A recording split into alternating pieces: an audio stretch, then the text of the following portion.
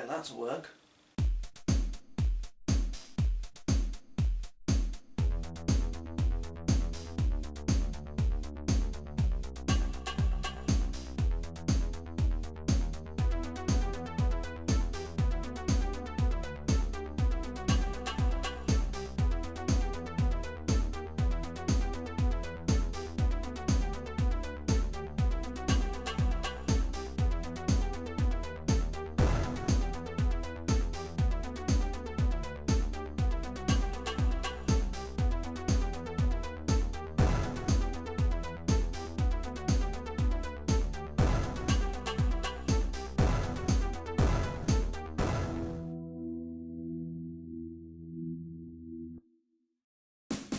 Welcome to the show, everybody, and today we will be looking at the Korg Monotribe. Released in 2011, Korg expanded on the Monotron's capabilities by adding new features such as noise generator, electribe-styled step sequencer, and an analog drum machine built into it. Although you can't control the drum sounds, it comes with 3 waveforms: saw, triangle, and square. Well, what else can we say? It can be synchronised with other monotribes, which was sort of one of the selling points back in the day. It's also really good at acid, which is partly thanks to the MS-20 filter that's in it. And also the portability is excellent. Like, I actually do really like this thing, by the way. And it's also got its own little speaker there. But it's actually a really portable instrument, if you ask me. Of course, this thing's also running on batteries, which adds to the portability of this thing.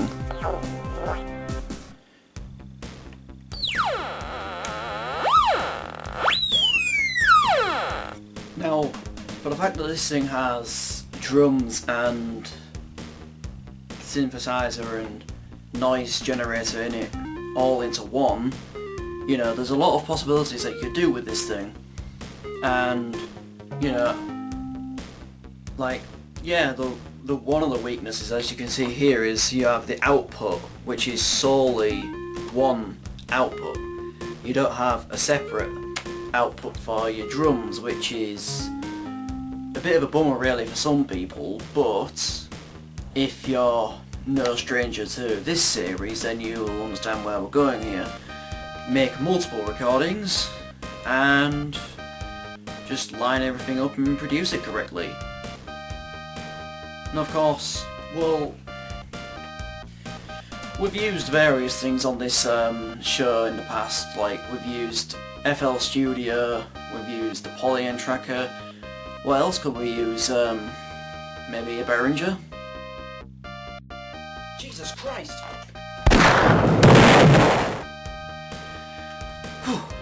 Just destroyed a clone with a clone. Right, let's get to getting this track sorted. Right, so obviously we will want our own beats per minute, and of course, to be able to have the Monotribe in sync with that, when we're recording it, obviously we'll end up lining it up with the lines there. So what you'll need to do here then, because this hasn't got MIDI, but it has sync in and out, so what we can use it for is, well, we can synchronize it between itself and another machine. I'm using the Archeria drum brute, and this you can put into the metronome port on the back and turn metronome on, and then you'll need to set the BPM to whatever you want it to be. So in my case it'll probably be about 125. We'll do that. And of course when you press play it doesn't do anything, but that's because you need to press play on here. And if you turn the metronome it'll adjust accordingly.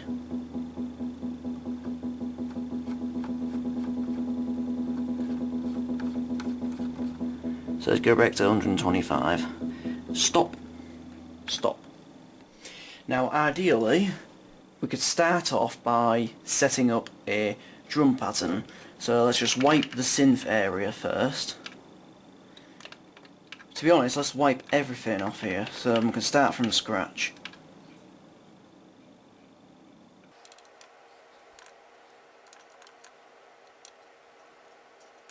Right, let's see how that sounds.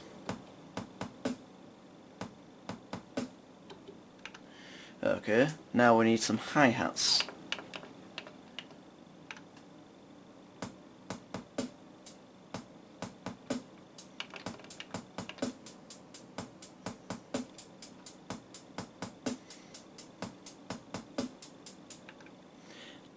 What I forgot to mention is that you can actually add a bit of an extra into there by holding down the instrument button, such as the hi-hat, and then pressing onto there. And that gives you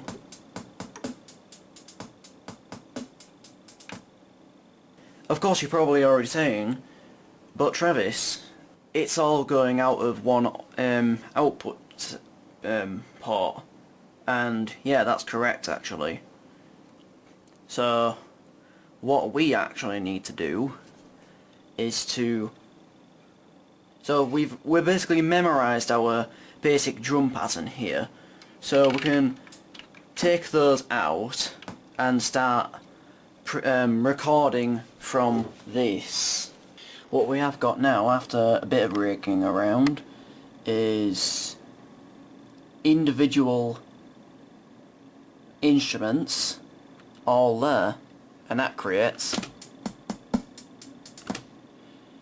and of course we can actually produce it like it's a bit more of an expensive drum machine that has individual outs instead of just one output. Right, so what we're looking for next really here is to get a bass sound. So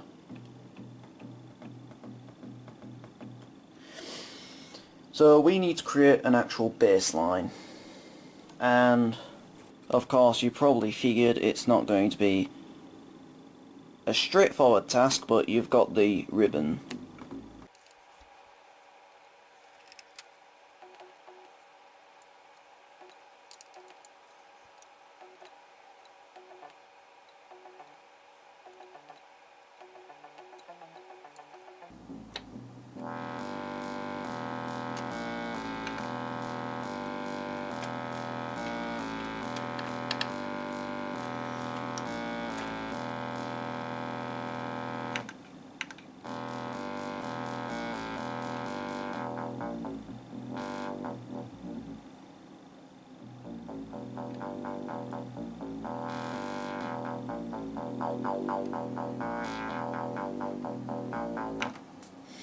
Of course we now have our bass line sound, and of course if we change our metronome settings we can actually make this play a little faster.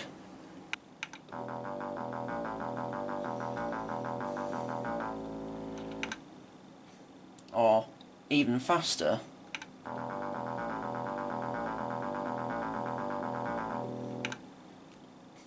So there is plenty of options there for you already. Right, and so what we have now is what, like,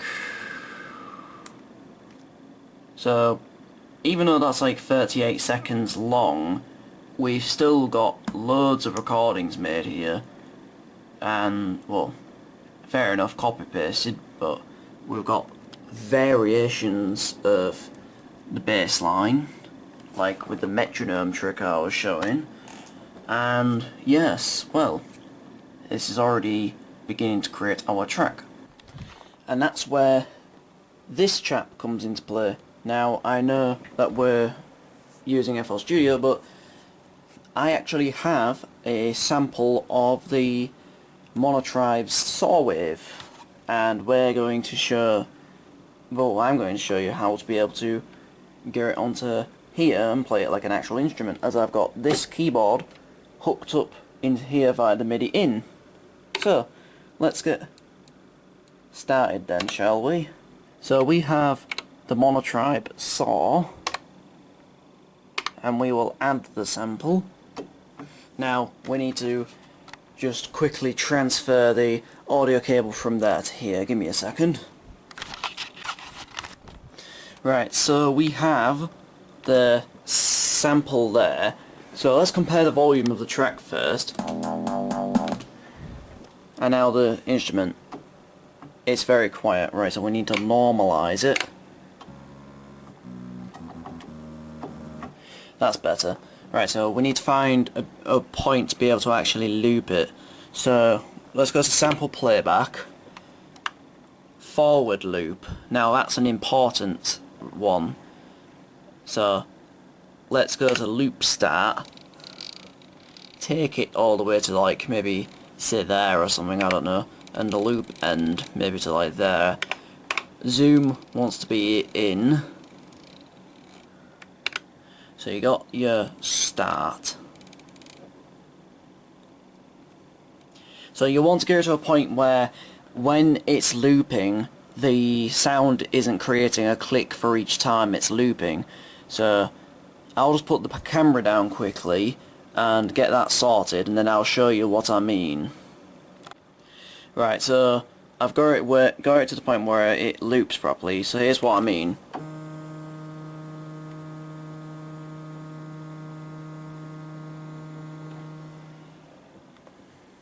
Let's take it back to loop start. So something like that, but it's not going to be exact. It just depends on the ear, really. So if we adjust the instrument parameters correctly,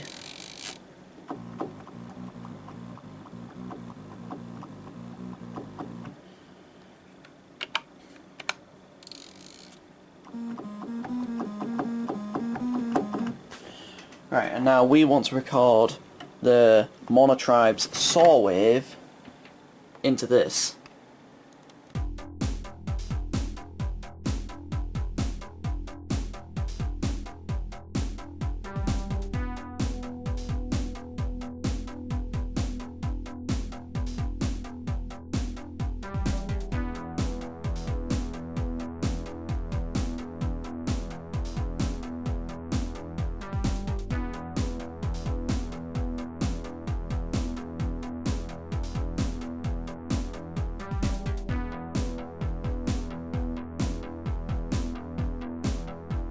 Right, so we basically got our track here.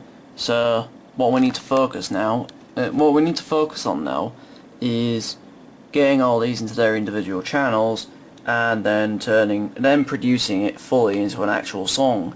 So let's be doing that.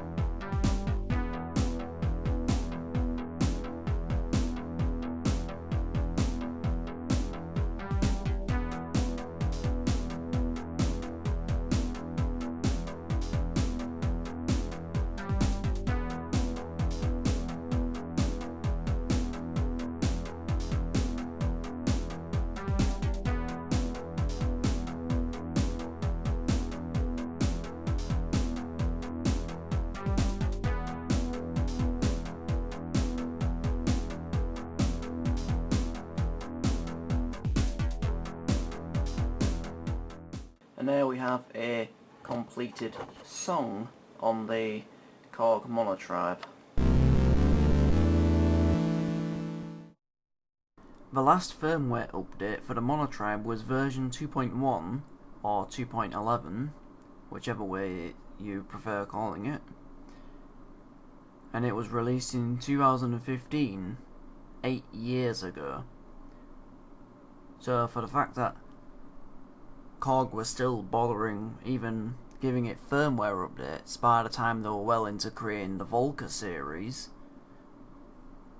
you know, it shows that they were really dedicated into actually keeping the Monotribe going for well, the length of time they did, and then they clearly realised that the Volcas were a much more successful production line, really.